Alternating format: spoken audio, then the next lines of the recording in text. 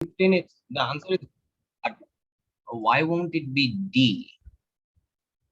Number 15. This one. Yes, sir. A constant mass undergoes uniform acceleration. Which of the following is a correct statement about the resultant force acting on the mass? Constant mass, uniform acceleration, which means m is a constant, a is also a constant. So the product of these two, resultant force, should also be constant. Now, force being constant means its magnitude is constant and also its direction is also remaining same. So it says that which of the following is the correct statement about the resultant force acting on the mass? It increases uniformly with respect to time. No. It is constant but not zero. That sounds about correct. It shouldn't be zero because there is a uniform acceleration. But let's have a look for other better options. It is proportional to the displacement from a fixed point. No. F is not proportional to displacement in any logical sequencing. It is proportional to the velocity. F is not proportional to velocity either. F is proportional to change of momentum. So in other Sir, cases, why, yes. why not velocity? I mean, momentum is mass into velocity. So Momentum is mass into velocity, yes, and force is proportional to change of velocity, not to the instantaneous velocity. Since it's proportional to the velocity, that would necessarily mean it's proportional to the instantaneous velocity. If I want to write this in terms of equation, let's say F can be expressed as change of momentum over time. Change of momentum can be written as mass into V minus U into time. There's that delta brings about the initial velocity in the equation as well. What that option proposes that F proportional to V. That's not the case. So if I just take out the equation over here, let's say if M is a constant, if we consider T as a constant as well, which we shouldn't, because T is not defined as a constant in this equation, I could also write F is proportional to delta V, but definitely not proportional to V itself.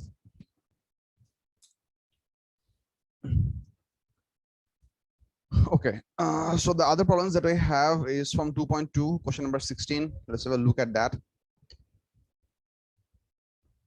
This one. The question says a body of mass m moving at velocity v collides with the stationary body of the same mass and sticks to it. Which row describes the momentum and kinetic energy of the two bodies after collision? Okay, let's pull it out.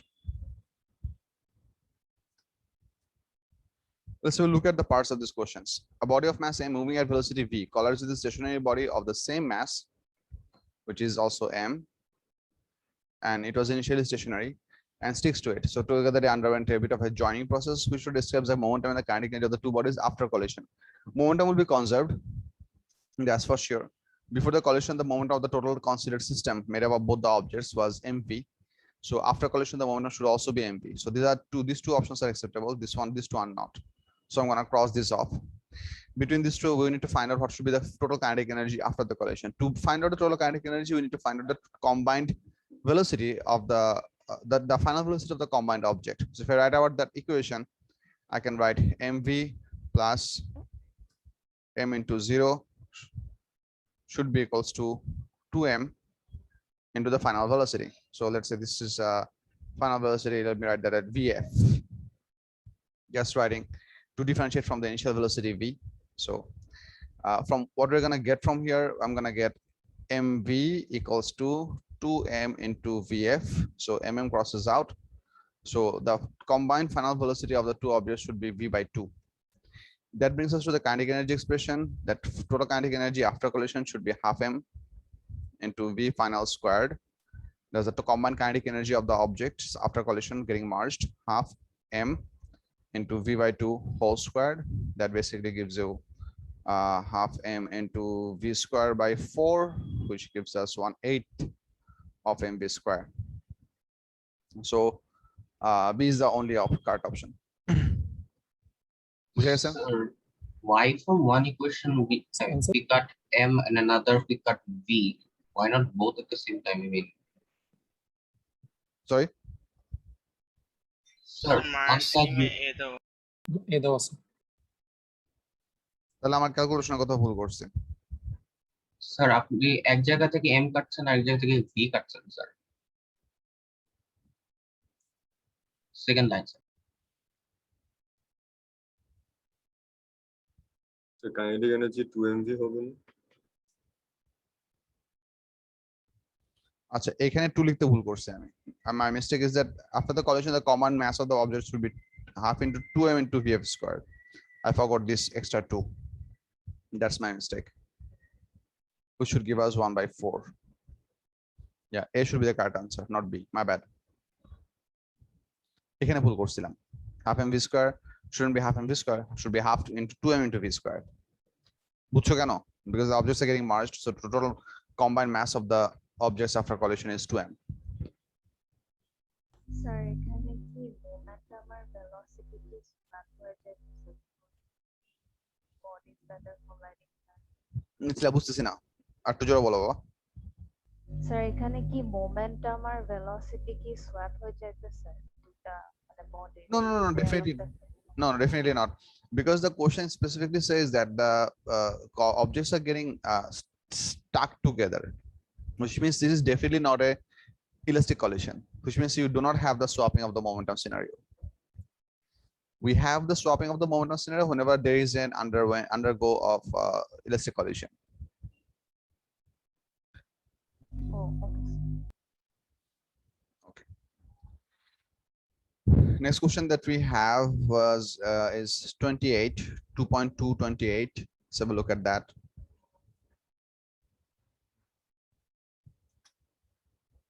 This question tells us that the diagram shows a cannonball fired from a cannon. The mass of the cannon is 1000 kg and the mass of the cannonball is 10 kg. The recoil velocity of the cannon is 5 meters per second horizontally. What is the horizontal velocity of the cannonball? So we have a cannon of 1000 kg and we have a cannonball of 10 kg, which are initially at rest because it says it was fired from a cannon. And after the firing process is done, cannonball is going to go this way and cannon is go the other way around. The question gives us that the recoil velocity of the cannon, this is 5 meters per second. You are trying to find out what should be the velocity of the cannonball. So I can write 0 plus 0 initial momentum of both the objects should be equals to final momentum of the final total momentum of the total two objects. So I can write 1000 multiplied by -5 plus 10 multiplied by, let's say, v.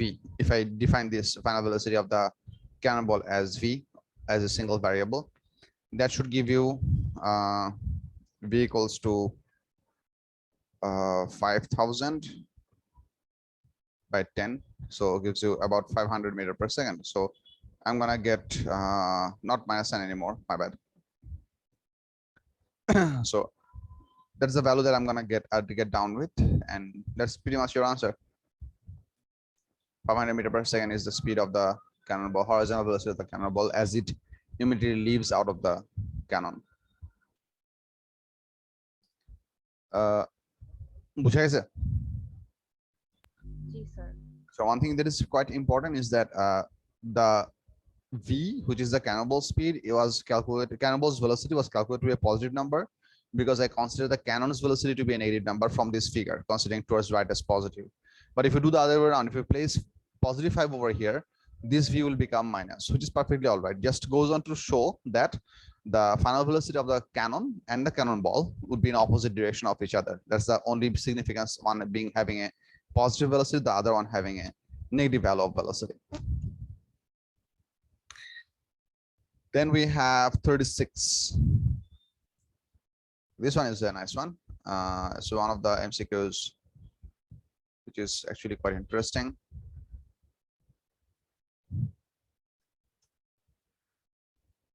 What happened?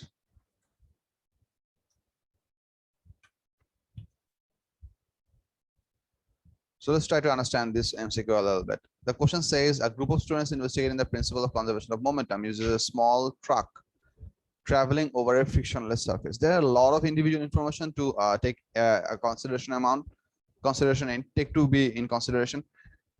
So the first thing is that this thing is moving on a frictionless surface. It's very important. Sand is dropped onto the truck as it passes X. At Y, a trapdoor at the bottom of the truck opens and the sand falls out. How does the velocity of the truck change when the sand is added to the truck at X and then leaves that truck at Y? Okay. Other than me telling you the correct response of this question, let's try to analyze the situation part by part. What they're saying, we had a certain amount of mass of truck going over a frictionless surface. So you have to understand, first of all, this surface is frictionless, which means nothing will stick to it. If you drop a moving object onto this thing should slide off. The friction of the surface is 0. So this car was moving in by a bit of momentum. Let's say that momentum is maybe mu. At the X point, we're gonna start pouring some sand onto this truck. So what's gonna happen? The sand that we're gonna pour, they're gonna fall in vertically. So their horizontal velocity should be 0. Whatever their horizontal momentum is. What you need to understand, in this process, these poured in sands are gonna get added to this moving object.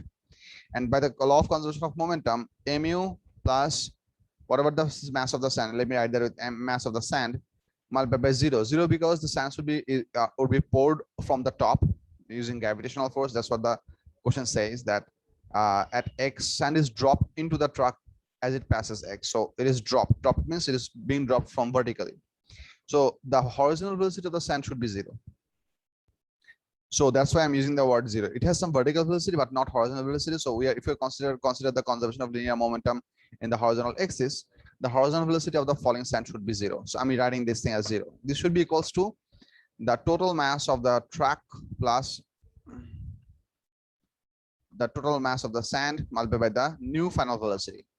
Now, this essentially goes on to show that the final velocity v should be definitely smaller than u, because if I just get rid of this expression over here, I can write mu should be equals to m plus ms, some sand mass, multiplied by the common final velocity v. Now, obviously, m is a smaller amount compared to m plus ms.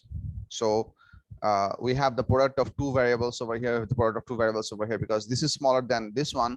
So this one must be bigger than this one, which ultimately leads us to the belief.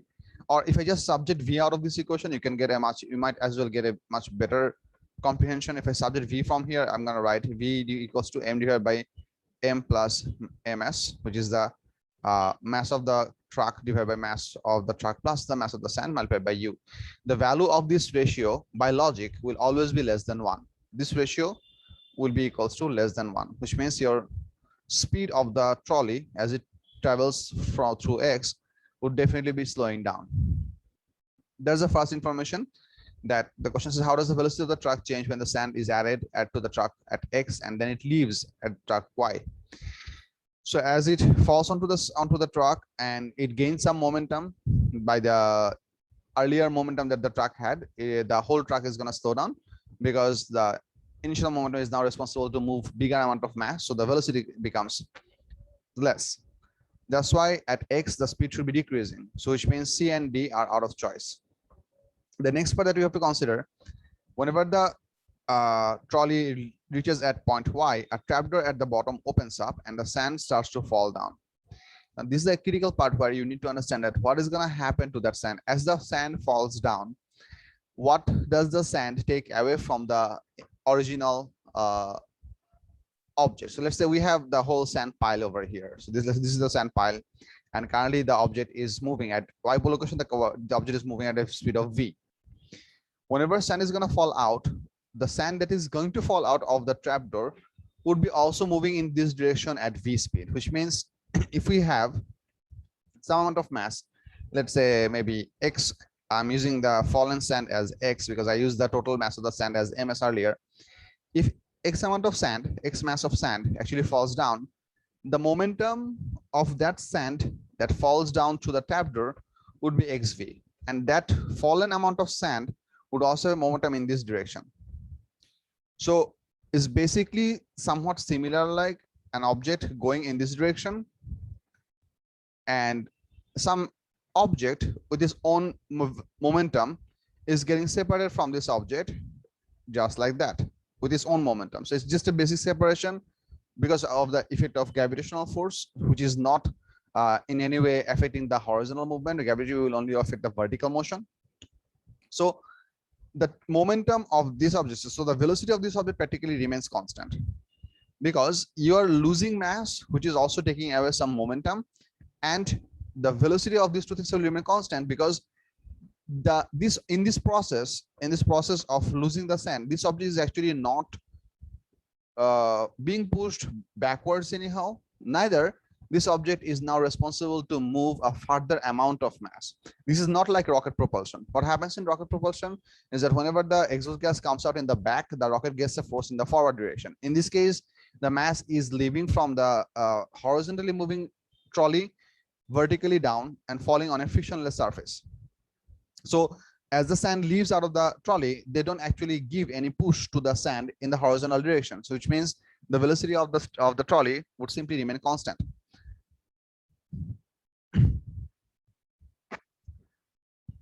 Make sense? जी sir. जी sir.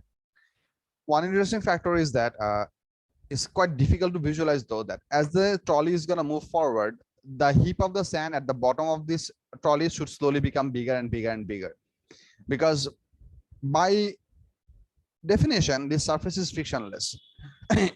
If this surface was rough, try to get this part, if this surface was rough, as the sand particles fall down, they would be brought to rest because of frictional forces, which means we would have had a trail of sand from the point Y to the right if the sand particles were brought to rest. But according to the question, this is a frictionless surface, which means there is no force for this horizontally moving sand that leaves out of the truck at Y. There is no force for those left mass of sand to decelerate, which means as the trolley moves over the frictionless surface, this heap of sand is also going to slide in the same direction with the same velocity, because they are not being stopped. There is no friction. So the visualization would be that as the truck goes forward, there is a heap of sand that is being built under it and right under the trapdoor, which is also sliding along the truck as well. That's how this should work out, although highly unrealistic because we don't have frictionless surfaces in real world, but that's how it's going to work out. বুঝা গেছে? जी sir. Next one.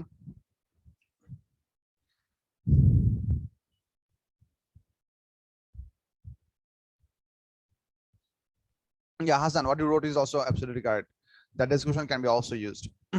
It's good. Sir, can we use this formula method for the entire answer instead? Sorry? The answer will be A, right, sir? No, the answer would be B. Oh, sorry. Yes, yes, sir. I mean, can we use the formula method? Like over here, at Y, only the MS will disappear. So that will make the equation the same as V equals to U. Precisely. Okay, sir.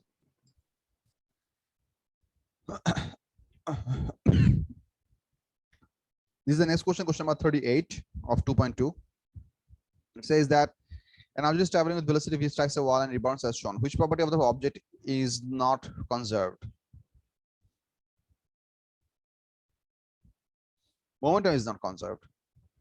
The interesting part of this question, the most common answer that the students choose for this thing is anything other than the momentum, because they have learned so much about the conservation of momentum and so on and so forth. So they prefer not to choose it. But here's the deal. Try to understand the idea of conservation of linear momentum. The idea of conservation of linear momentum applies for multiple objects undergoing collision, at least two objects. The sum of their momentum before collision, after collision remains same. Hear me out. The sum of their momentum remains constant before collision and after collision. This is the important bit. The question says what? Which property of the object, which means in this whole thing, we're not considering the total system. We're not considering the total system made up of the ball or the object and the wall together. We're only considering what is for this thing, exclusively for this thing. What is not conserved for this thing. Momentum is not conserved because whenever it's going to the right, let's say the initial momentum was mv, whenever it's bounced off, its final momentum will be minus mv. You have a different magnitude, you have the same magnitude but different opposite direction, which means your momentum is definitely not same, which is not conserved. Which property of the object is not conserved? That is momentum. If the question was which property of the system is not conserved, we could not choose momentum because system's momentum should be conserved. System's momentum means the total momentum of all the colliding bodies. In this case, they are asking about for the object exclusively. Make sense? Yes. হ্যাঁ হাসান বলো। Sir এটা তো sir kinetic এনার্জিটা কনজার্ভড হবে, কারণ speed তো scalar quantity আর velocity তো same, তো স্পিড কনজার্ভড হলে কিনেটিক এনার্জিও কনজার্ভড হবে, আর ম্যাসটা এমনিতেই কনজার্ভড হবে, তাহলে তো মোমেন্টাম হবে sir. Yeah, that's a way of logically thinking this whole process to discard all the other options A, B, and D. But the reason this question can prove to be difficult for many of the students is that you kids are taught about the idea of conservation of momentum. So it's difficult sometimes, inherently difficult by our brains mechanism, that choosing that momentum is not conserved. I mean, picking that up can prove to be somewhat hesitant and difficult, or not allowed by our logic part of the brain sometimes. So that's why I had to go for the explanation. Sir, I'm still not getting it, sir. The question is about which property of the object is not conserved. Object before collision had a momentum of mv, after collision has a momentum of minus mv. That's why its momentum of the object is not conserved. In collisions, momentum of the whole system is conserved, which means when you consider the total momentum of all the colliding bodies, in this case all the colliding bodies would be this object and also the wall. If we try to calculate the total momentum of the ball and the wall together, that would have been definitely conserved. But for one single object which is undergoing collision is definitely not conserved, because there is a force involved. You have some change of the velocity, so which essentially brings about some change in the momentum as well. Thank you, sir. Sure.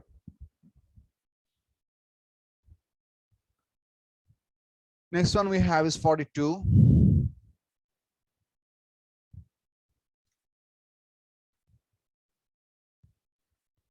Question number 42 says the diagram shows particle X with kinetic energy Ek about to collide with the stationary particle Y. Both particles have the same mass. After colliding, X and Y travel onwards together as a single particle, a single larger particle. How much kinetic energy is lost in the collision? The diagram shows particle X with kinetic energy Ek about to collide with the stationary particle Y. Both particles have the same mass. After colliding, X and Y travel onwards together as a single large particle. How much kinetic energy is lost in the process? Okay, this is not actually very difficult. We just have to assume a lot of different quantities, and then we have to figure out how much energy was lost. I'll show you the calculation. Let's assume both the particles have masses m and m, and let's say the initial velocity of this object x was u, and initial velocity of this object was 0. So if I try to, I can actually write ux, which actually make it better. So if I apply the idea of conservation of linear momentum, I can write m into ux plus, I don't want to write ux, disregard x, m into u plus m into 0. This is the initial momentum of the whole system, should be equals to m plus m multiplied by combined objects final velocity, which means if we have a combined object x and y which is going towards right, let's say the final velocity of the combined object is v, which brings us that mu equals to twice m into v. M and m crosses out, so v equals, once again I'm crossing out the u, therefore v equals to u by 2. So that will be the combined object of the final velocity.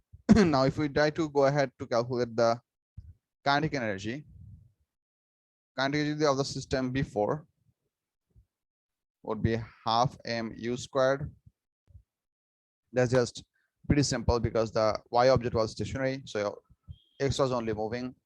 That was kinetic energy, is the total kinetic energy of the system, and the kinetic energy after is given by half into 2m into u by 2 whole squared, which should give us half into 2m into u squared by 4. Half into crosses out, we get 1 by 4 mu squared.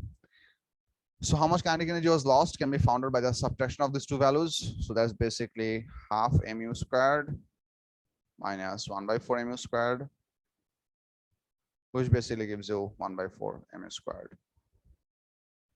So now you need to find out that how much is 1 by 4 mu squared in terms of the half mu squared, because the question that asks over here, that how much kinetic energy was lost in the collision, because they are trying to they're trying to find out the answer in terms of the initial K of the X object. So we have to, so this is the part that they have defined as this variable ek. We have to find out this lost energy in terms of ek as well. The expression of ek was half mu square. So just to make this in that shape, I'm gonna write this as half into half mu squared. I'm writing it in this format so that I can replace this whole expression by ek. That gives us half ek. So ek by 2. That is the amount of energy that was lost from the system. I think C is the correct option. Is C the correct option? Yes, sir. বুঝে গেছে? জি sir বুঝছি। আচ্ছা। We have some problems from 2.3. Question, sir. বলো। Whenever you, I mean, bring anything from nitro to Microsoft White,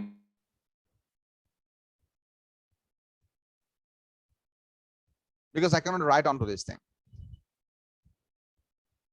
but sir, the question number changes despite it. I mean, everything says same except the question number. Oh, because this question number was added by me. And this question number that you see over here, which is actually an image cut off from the actual question paper, that is the actual question paper number from which I took the question.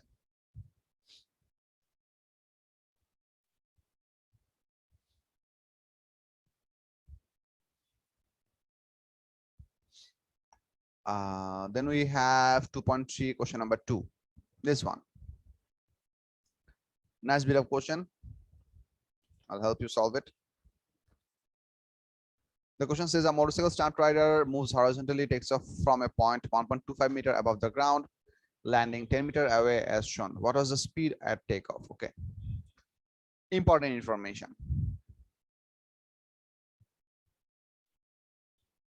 Which means initially u equals to ux. We don't have any uy. Very important information. And also we know the individual variables applicable for the projectile motion, that acceleration in the y-axis is minus g, and blah blah blah. One more other thing that we need to look up over here is that the person is actually taking a jump. Let's say if I consider this is as the point of jump and this as the landing point, he's actually going down. So whenever we'll use the h value in our equation, we should put this as minus 1.25 meter because the person is actually falling downwards while going forward in the horizontal direction. So what we are trying to find out is what was the speed of the takeoff. So let's say if this was the speed of takeoff at over here, we're trying to find out what is this. U in this case is also equal to ux. So finding out ux or finding out u is pretty much the same thing. So how can we solve this problem? Other than me showing you the exit solution process, let's try to build up some equation to get us some idea how can we do that. First of all, if I try to figure out, if I try to involve the u within an equation for the amount of information that I have available, which is the horizontal distance, I can very well write that the horizontal distance covered should be given by ux into time. So that can be rewritten as 10 equals to u into t. That is the equation for the horizontal information. Now, if I go for the vertical information, I can write h equals to ut minus half gt squared, which brings me to minus 1.25 should be equals to 0 because initial vertical component of velocity was 0. The stunt rider was taking the jump while moving horizontally. So 0 into t minus half into 9.81 t squared, which practically gives me how much? It gives me, if I get rid of the minus signs altogether, I get t squared equals to 1.25 0.255. divided by T 9.81. equals to 0.255, sir. So t equals to 0.255 second. So you can see that from the vertical expression, I can already find out the t value. So all that is left right now is to place that t value within this equation to find out the value of u. So replace it over here. From this equation, you can find out that u should be equals to 10 over t, which is 10 Sir, divided sorry, sir. 0.255 na 0.504, sir. Sorry. With 10 divided by 0.5, it equals to 20. আচ্ছা যাই হোক, you're gonna get a number over here, whatever that number is. Find out that number for your own self and replace that number over here. You should get the initial velocity. The idea of this kind of questions, whenever you have these two variables available to you, in most cases, the way these problems are solved is that you have to write up the two equations, one for the horizontal motion, which is always s equals to ux into t, and the other one is for the vertical motion, which is h equals to uyt minus half gt squared. So you write up these two equations, and the common variable within these two equations will always be the time variable t. So in cases where you have to solve this kind of problems where both the vertical and horizontal expressions are typically given within the question, a more common approach, not essentially applicable in all the cases, but in many cases the applicable process that you find out the value of t from one of the equation and replace it in the other. That would pretty much in all cases, at least for yourself so far I've seen, solve the problem, because t is the common variable used to develop both the equations, so that usually pretty much works. দেখো বুঝা গেছে কিনা? Sir একটা point বুঝি নাই sir, টি common হলো কিভাবে sir? Because the person takes the jump from the starting point to the landing point, which is same for both y-axis or x-axis. He doesn't have two different flight time for y-axis or x-axis. These equations are defined how? Only in terms of the direction of the axis. This is for the horizontal axis equation, this is for the vertical axis equation. The flight time is same for both the axes. So sir, it's like the, I mean the equations, I mean the projectile motion, these are just two components. When added to, I mean together they make this inclined thing, inclined motion, like that. বুঝি নাই, আবার বলো। Sorry sir, না সমস্যা I'm নেই। thinking this like the projectile motion. We have a horizontal component and a vertical component, like Yes, that. yes, Okay sir. yes. So in this case, the horizontal motion was developed with one set of equation. The vertical motion was developed with the second set of equation, where g was acceleration was an important part, but the time of traveling or the time of flight is actually equal for both of them. So that's why we can use that as a common variable that can be switched in between the equations. So basically what we did over here, I mean, for this question, the ux or u was the unknown. So I actually wrote the equation for both the information that I had available. Naturally, you can see that the vertical equation gave out the value of time, and that necessarily put into the horizontal axis time gives you the initial velocity. Sometimes this thing can be the other way around, but the mechanism remains the same. You find out the value of t from one set of equation, replace it into the other, solves the problem. বুঝে গেছে? Yes, sir. When you have 19, একটু দেখাতে পারবেন? sure.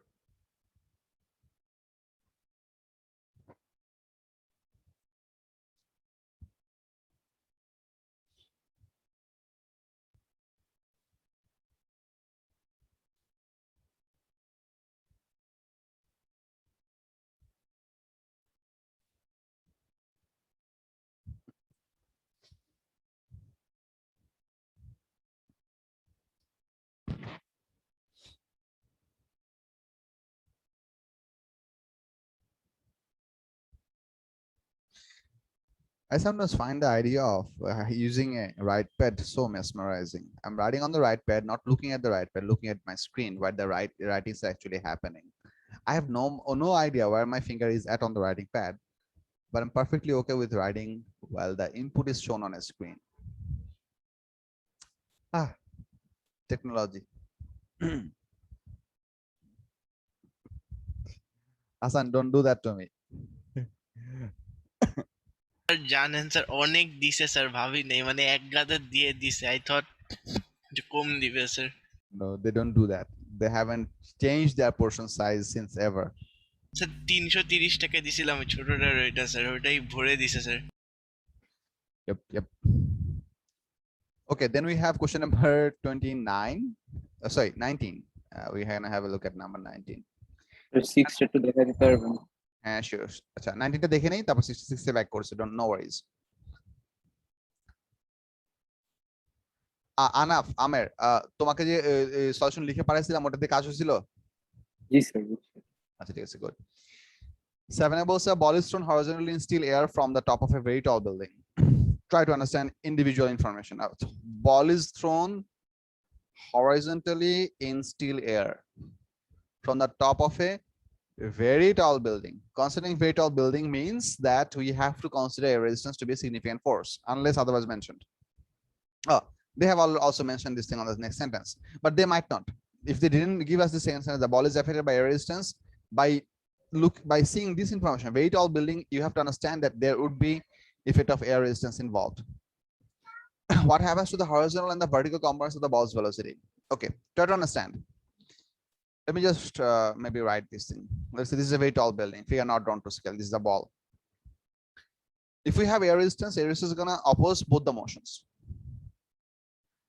So when the ball is gonna be thrown horizontally, on the downward direction, we have an available acceleration, which is minus g. But on the horizontal direction, we don't have any acceleration whatsoever. Air resistance is gonna oppose both the motions, which means the horizontal component of velocity, initial velocity, will be reducing down to 0 given enough time, because air resistance is going to slowly make it 0.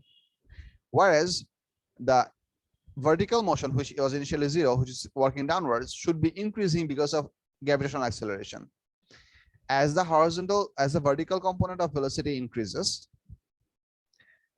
the vertical component of air resistance working upwards against the vertical velocity will also increase. Eventually, at one point, you would come to a point of equilibrium, which we practically call terminal velocity, which means at that point, the ball will keep falling at that velocity at a constant value. It will not be 0. The reason it cannot be 0 is because the ball is being pulled downwards by its weight. So you're going to have weight working on the object, and the moment we are throwing the ball, let's say this is a vertical downward force weight working downwards, and we don't have any upward force on the object yet. But the moment you drop the object, we don't have any upward force. But as the object start falling further, the upward arrow, which is the air resistance, is going to slowly start to increase. There would come a certain point when the weight of the ball and the upward air resistance, they'll be perfectly balancing each other. And the velocity that you have at this point would be your terminal vertical velocity, which means that final velocity in the vertical direction would be a fixed non-zero value, whereas the horizontal component should be 0. So check out for the options that we have.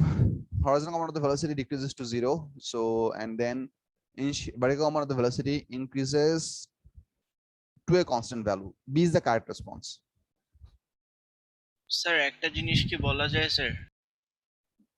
বলো। ইয়েতে গ্রাফটাতে sir, যে আমরা যখন ওয়ালটার সাথে বলের resultant ফোর্সের resultant ভেলোসিটির ডিরেকশনটা parallel হবে, তখন ওইটা টার্মিনাল ভেলোসিটি রিচ করবে। Not quite. I'd say not quite, because I mean, the amount of time it might take for the ball to reach the vertical force equilibrium, should it be equal?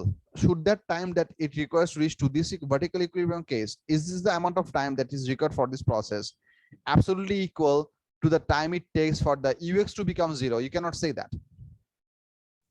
Ux would be reducing at a decreasing rate, because the slower the object moves in the horizontal direction, the less would be the loss of velocity in the horizontal direction, because air resistance is a resistive force. So if when the speed is higher, you have a bigger air resistance, and vice versa. So as the horizontal velocity slowly becomes less, you would be losing the horizontal velocity at a lower rate. So I cannot say for sure that both of these two time frames would actually match with each other. It's possible that you might lose all the horizontal velocity pretty soon. It is also possible that the horizontal velocity would take quite a long time to get rid of. I mean, in this case, we are told that it's dropped from a very tall building. So I think it comes down to the point of what kind of an object are we throwing. If we throw a hollow sphere, for example, let's say maybe a ping pong ball, I'd say both of the things would happen pretty early. I mean, no matter how much speed that we give it in the initial case, it would reach terminal velocity pretty soon. I mean, the horizontal velocity will be gone pretty fast, and the vertical equilibrium would also be achieved very fast. But if you consider a solid object, for example, let's say maybe a solid rubber ball. I'm not considering steel ball, because steel balls would take a really long distance to come to terminal velocity, but it's possible. But if you consider a rubber ball, a solid rubber ball, not hollow inside, that would also experience terminal velocity, but that would definitely take longer time because the air resistance would have to work on it to bring the variables in their designated value. Horizontal velocity component becoming 0, vertical velocity component increases to a fixed number. That would definitely take some time. But whether these two individual times would be equal to each other, I do not know the mathematics or logic behind that. So my best guess is they're not supposed to be equal, but in cases they can be equal. I mean, they're not dependent on each other. That's the way I'm gonna put it. Sir hello হ্যাঁ বলো।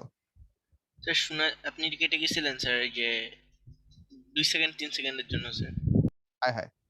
So what I'm saying is that the amount of time it takes for the horizontal velocity to drop to 0 and the amount of time it takes for the vertical velocity to reach to a terminal velocity value, these two amount of time requirement are not supposed to be equal by any mathematical reasoning.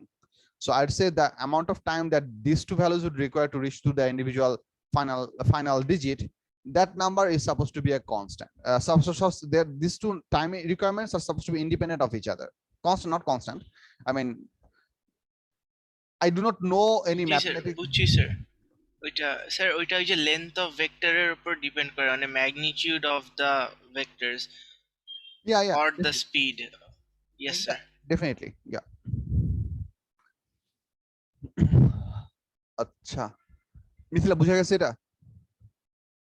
Sir air resistance না থাকলে তো horizontal component constant থাকতো না। Precisely এর resistance যদি না থাকতো তাহলে হরিজন্টাল কম্পোনেন্ট কনস্ট্যান্ট থাকতো এবং ভার্টিক্যাল কম্পোনেন্ট কনস্ট্যান্ট রেটে ইনক্রিজ হতো। জি স্যার। এর রেজিস্ট্যান্স না থাকলে আমাদের কারেক্ট আনসার হতো C.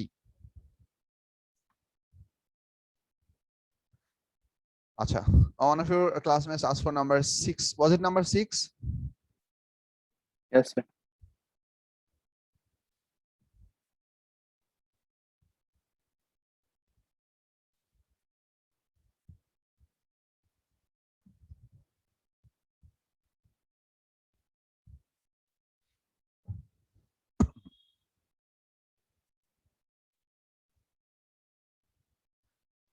A bullet is fired horizontally with speed v from a rifle for a short time t after leaving the rifle. The only force affecting the motion is gravity.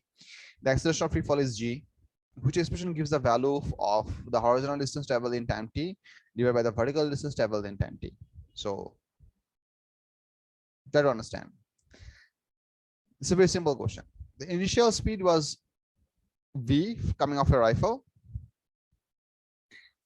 For a short time t after leaving the rifle, the bullet only force acting on the motion is gravity, which means we're trying to consider this whole motion to be perfectly positive motion without the effect of any air resistance. That's the whole point of this question. The only force affecting its motion is gravity means that air resistance not to be considered. Good. Which expression gives the value of horizontal distance travel in time t divided by the vertical distance travel in time t. So this is the idea. We have the bullet over here. The bullet has a speed of v, and after time t, it's gonna move on like that. So what will be the ratio of the two distances? So you can figure this out pretty simply. If I just go by for the formula for the horizontal vertical motion, the horizontal distance covered would be given by ux multiplied by t. In this case, this is actually perfectly vt. Where's my eraser? No. So there's a horizontal distance, and for the vertical distance, we can write h can be equals to 0 into t minus half gt squared. Now this is becoming minus because this is falling down from the throwing point. But since we are trying to calculate the ratios for the distances, so which means they are supposed to be considered as scalar quantities, so we can get rid of the minus sign. It's not a big deal. So these are two different numbers. So I can write that the distance would be half gt square without the minus. So if I now try to find out the ratio of s divided by h, that should be vt divided by half gt squared. So 2 goes on the top, v remains on the top, t crosses off the square, so 2v divided by gt. That's the correct response. I think this is the correct response.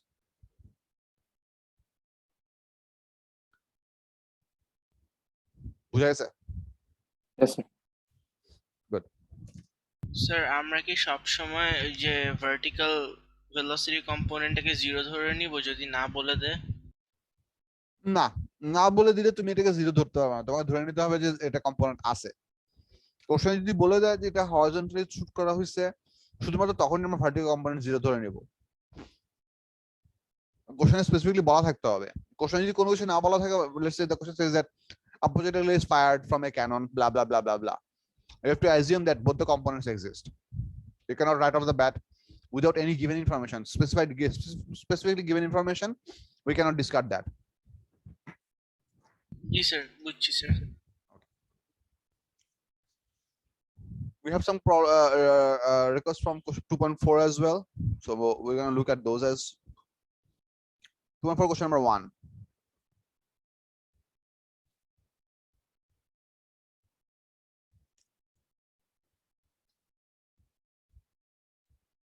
This one says a student measures the time t for a ball to fall from rest to a vertical distance h.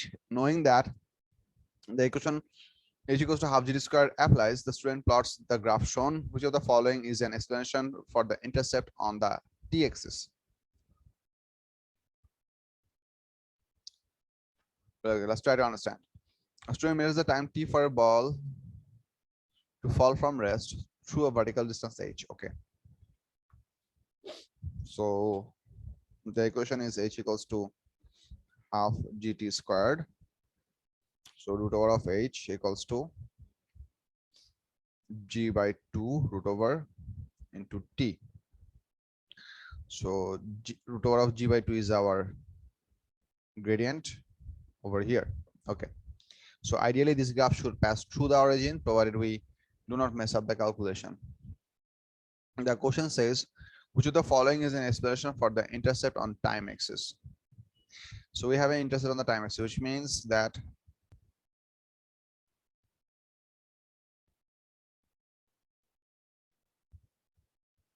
it shows when time equals to 0.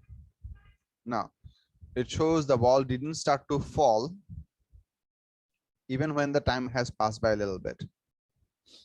I mean, the ball didn't start the fall at time t equals to 0. It actually started, the ball was always this much time late to start its falling process. Okay, erases have not been taken into account for larger values of h. No, this is not the reason. Erases would have made this thing curved, not a straight line, but not for the intercept. There's a constant delay between starting the timer and releasing the ball. There's a constant delay between starting the timer and releasing the ball. Yes, this is the correct response. The ball is not released at the exact instant when the timer was started, because there is this much delay everywhere. This seems like a good answer. There is an error in the timer that consistently makes it run fast. Consistently making it run fast means that you would, over a duration of period, you would measure more time than actual time, but that would not cause your graph to have a deformed shape or y-axis or x-axis intercept. I mean, if your time measurement is longer or more, you're simply going to have a bigger, steeper or a slanted gradient. I mean, if your time measuring device is running fast, you're going to get bigger values of t where you should have gotten smaller values of t, which means in that case, your graph is going to be more slanted. So for the same value of h, your measured time values should be bigger than what it should have been if your clock runs faster. Vice versa for a slower clock, but not for that. That doesn't explain the intercept. The intercept is about what is happening at the starting case of the motion. We are making some mistake over there. The student should have plotted h against t squared. Well, plotting h against t squared would give us the gradient as half g. Plotting root over h over t gives us the gradient of root over of g by 2. That's not a big deal. That's not for the explanation for why do we have an intercept. B is the obvious character response, I think. বুঝা গেছে? জি sir. Good. No, sir. Sir, no, sir, no, sir, sorry, sir. বুঝা গেছে, sir. আচ্ছা।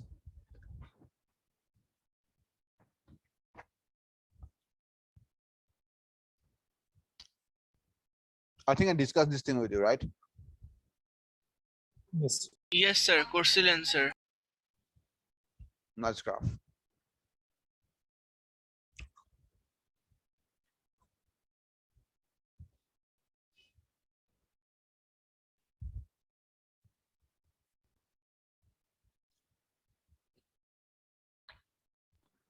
Sir আজকে next chapter শুরু করব? I can, if you kids are all in.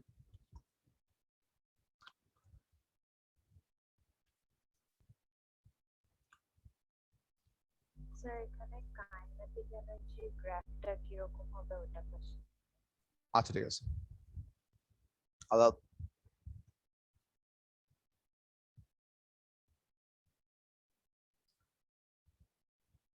The question says, ball is released from rest over horizontal surface and bounces several times. The graph shows how for this ball, quantity y varies with time. What is the quantity y?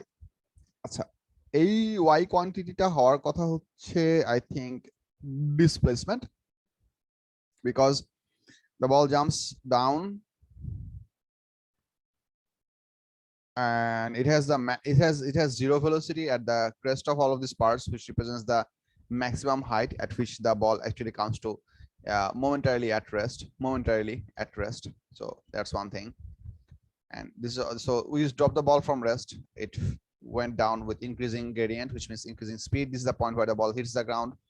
So this should be vertical displacement, where we actually measure the displacement with downward as positive. So that's that graph over here.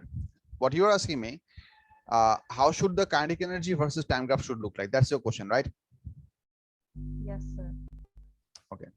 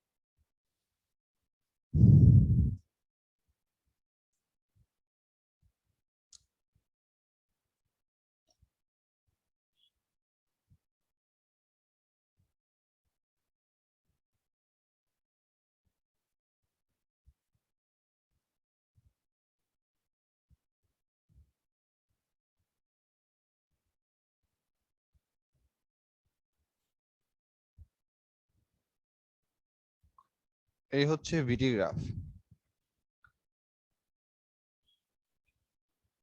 Kinetic energy graph হবে এটা squared, because k equals to হচ্ছে half mv squared. Half m is just a constant. So if we now square these variables, what would the shape look like? The shapes might as well look like this. If we square this number, we're gonna get increasing gradient.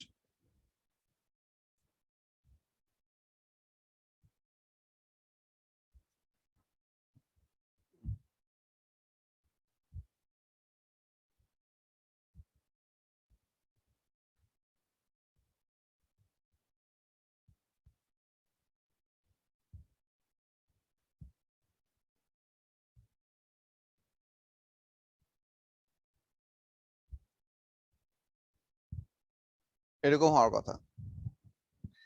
All of this, I mean, what I'm trying to show you, I'm going to show you in graphic calculator that why the graph should look like this. That all of these straight lines that you have, this type of straight line is going to give you a square graph that should look like this. This straight line should give a square graph that looks somewhat like this. So you have a skewed top, and the square value should be same over here, and because the maximum velocity is actually becoming less after every bounce, so you're gonna have a decrease of the peaks over here.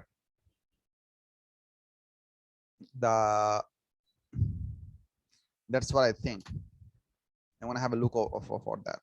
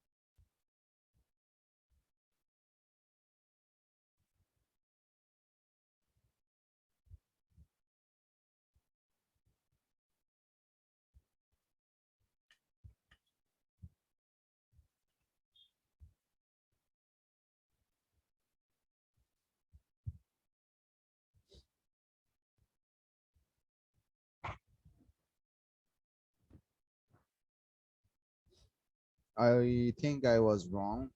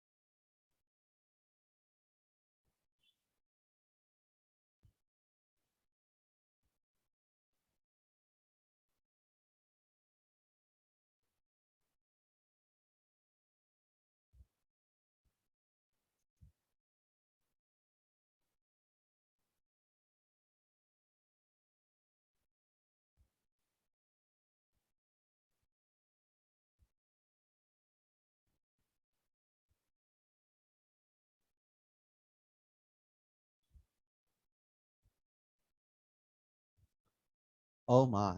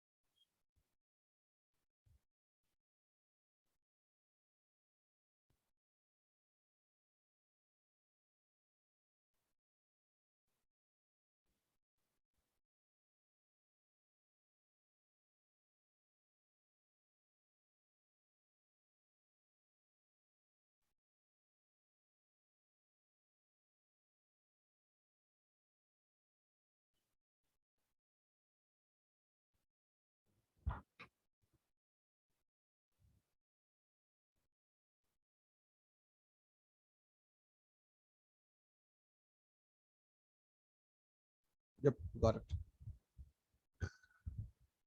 Acha, I was wrong in the idea that I actually drew the kinetic energy on the negative axis, which is not supposed to happen because energy is supposed to be scalar quantity. So all of the kinetic energy versus time graph should be altogether on the positive axis. This is how the graph should look like. Have a look over in this thing. Let me just pick up this image, use it for the description maybe. So this is a graph that they have, and what you need to understand that here the blue is the KE graph.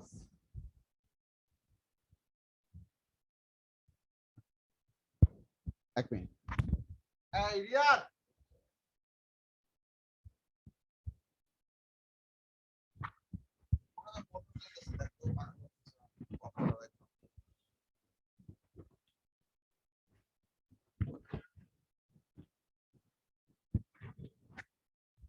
And the red one is the P graph. So my assumption was correct, but I messed up with the axis. So what is happening over here? This is the displacement versus time. So if you convert this into velocity versus time graph, you're gonna get a graph that looks something very much similar to what we have seen in this one.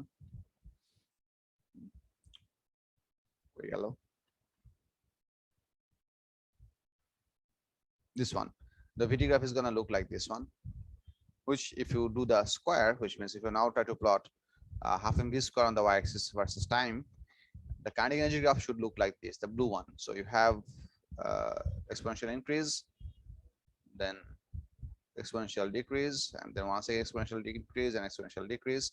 Every single time you're losing some energy on this part. So this point represents the collision with the ground, and whenever you're bouncing off, you are not having the same amount of kinetic energy remaining, which means there is a bit of a vertical drop of kinetic energy which is getting off the system, and then the curve starts, which means that if I try to zoom in on this peak over here, this peak actually looks somewhat like this. You have a exponentially increasing part like that, then almost a vertical drop like this, like a vertical drop like this, the amount of lost energy that you are having for the collision, which is basically the part, and then you have a continuation of exponential decrease once again. Each of this peak has this part. Does it make sense? Yes, sir. মানে এই শেপটা কেন এরকম হবে সেটা কিভাবে detect করছে সেটা কি বুঝছো? জি স্যার বুঝছি। মানে ভিটি গ্রাফ থেকে ভি স্কয়ার ভার্সেস টি এর গ্রাফটা কেমন হবে সেটা আমরা ডিরাইভ করতেছিলাম, but I messed up in one place definitely. সেটা হচ্ছে আমি এনার্জি গ্রাফকে নেগেটিভ অ্যাক্সিস রাখছিলাম, which is definitely a no for in any case. Energy is a scalar quantity, shouldn't belong on the negative axis anyhow. Okay, শেপটা sir বুঝতে পারি sir, curves কেন হলো sir? this is because the y versus t graph was a straight line, which is a vt graph, and if you square a certain straight line, if you square the y-axis, you get a increasing gradient graph. মানে হচ্ছে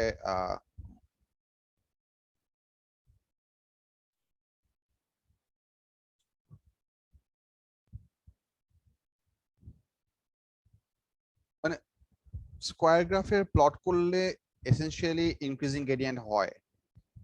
এটা আমি এখন তোমারে কেমনে বুঝাই? I could do the plotting if that helps.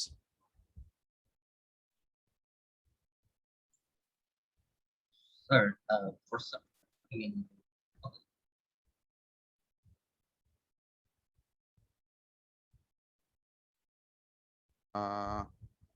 Sir sir আপনি ইকুয়েশনগুলো কিভাবে বানাইলেন স্যার? দাঁড়াও বলতেছি। Sir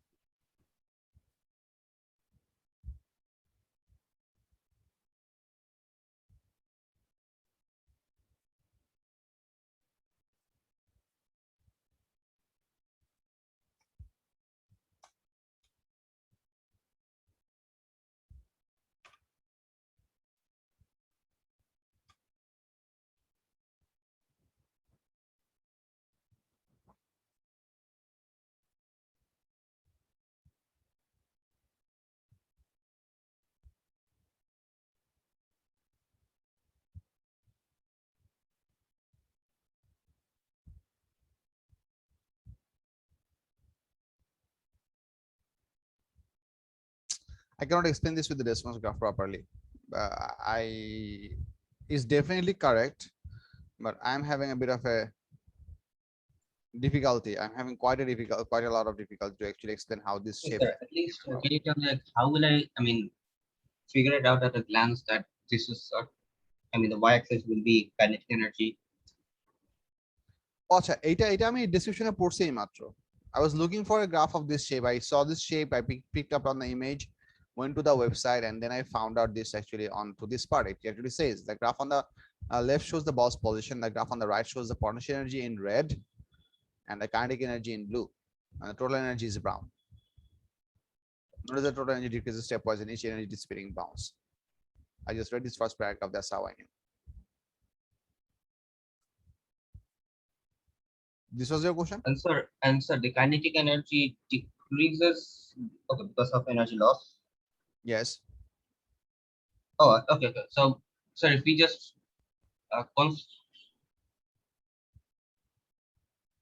Sir, it can also be displacement time graph, right, sir? This is the displacement time graph. This is how the displacement time graph looks like.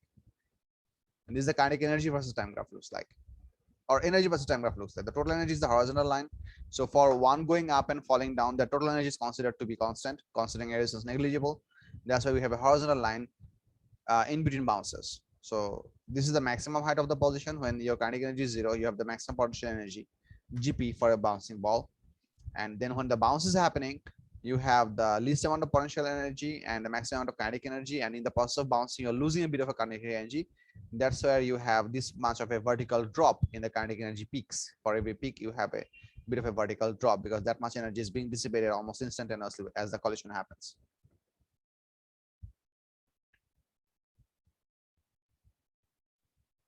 Sir এখানে constant grade এই constant লাইনগুলা মানে এই যে যেটা increasing gradient যে হ্যাঁ। লাইনগুলা হ্যাঁ ওটা মানে লাইক স্ট্রেট লাইন কখন হবে? আচ্ছা, এই স্ট্রেট লাইনটুকু এটা হচ্ছে ক্রেস্টের এই মাথায় ছোট একটু স্ট্রেট লাইন আঁকছি আমি to represent that there is a significant loss of kinetic energy as long as the collision goes on, because for every bump we are going to have a significant loss of kinetic energy. So that is shown over here for inelastic collision. পুরাটা কখন মানে perfectly মানে ওই তো perfect elastic collision হলে এই পুরো গ্রাফটা এক্স্যাক্টলি হরিজন্টাল লেভেলে হতো, exactly same magnitude continuously maintain হতো। না মানে স্যার লাইক এটা তো ইনক্রিজ গ্রেডিয়েন্ট না ফার্স্ট এর দিকে লাইনটার, তো ওইটা মানে স্ট্রেট লাইন গ্রাফ। আচ্ছা, এটা তো ভিটি গ্রাফ না, এটা হচ্ছে ডিসপ্লেসমেন্ট টাইম গ্রাফ। না না স্যার কে এর গ্রাফে বুঝি নাই বাবা, আরেকবার বলো। মানে স্যার কে এর গ্রাফটা যে মানে ফার্স্ট এর দিকে ইনক্রিজ গ্রেডিয়েন্ট না? হ্যাঁ হ্যাঁ হ্যাঁ হ্যাঁ, ওটা মানে পারফেক্টলি স্ট্রেট লাইন কখন হলো? এটা পারফেক্টলি স্ট্রেট লাইন অ্যাকচুয়ালি কখনোই হওয়ার কথা না। পারফেক্টলি স্ট্রেট লাইন হওয়ার মানে তো হচ্ছে যে there is a loss of energy within zero amount of time. It's not supposed to be a perfectly straight line. The idea is that as the ball is going to do free rise and free fall, the kinetic energy is going to change within by following some curve equation. So this is for the free rise, so this is for the free fall, এই যে এখান থেকে এই পর্যন্ত, this is for the free fall duration, and then within this much time, let's say the collision happens, this is the duration of the collision, this small peak. So অতটুকু সময়ের মধ্যে আমাদের একটা certain amount of energy খুব rapidly loss হবে. So this part is not supposed to be perfectly vertical, it is almost vertical. মানে this part has a significantly higher gradient compared to the upcoming curve. So মনে করো হচ্ছে আমাদের দুইটা curve যদি আমরা পারফেক্টলি জয়েন করতাম, মনে করো দুইটা কার্ভ পারফেক্টলি জয়েন করলে হয়তো এরকম হতো। This is a part of a curve, this is also a part of curve, but the way this graph is working is that you're going to have one curve finish up over here, you're going to have a rapid loss, not by a perfect straight line, maybe with a little bit of gradient, and then you're going to have start with the next decreasing gradient curve. So this loss duration, I mean, let's say this is the duration of this loss amount, this amount of time represents the duration of the collision for which the ball was in contact with the ground. Sir energy rapidly increase আর decrease করবে দেখে কার Energy rapidly increases, increases আর decreases এই জন্য কার exactly, মানে এই পার্টটুকুর actual equation কি হবে সেটা আমি এক্স্যাক্টলি বলতে পারতেছি না, because this is actually loss due to the frictional forces within the object and also with the contact surface. So এইটার শেপটা এক্স্যাক্টলি স্ট্রেট লাইন হবে নাকি কার্ভ হবে I can't say, but the length of this thing will be pretty small. It is going to be I mean horizontal expansion would be very small because the collision would happen pretty fast, but the vertical drop can be significantly visible. But what would be the defining equation for this one I cannot say, but the defining equation for this one is somewhat like half my square or half m a square minus y square.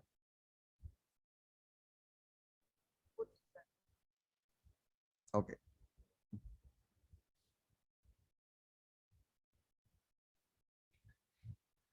Acha, any further question?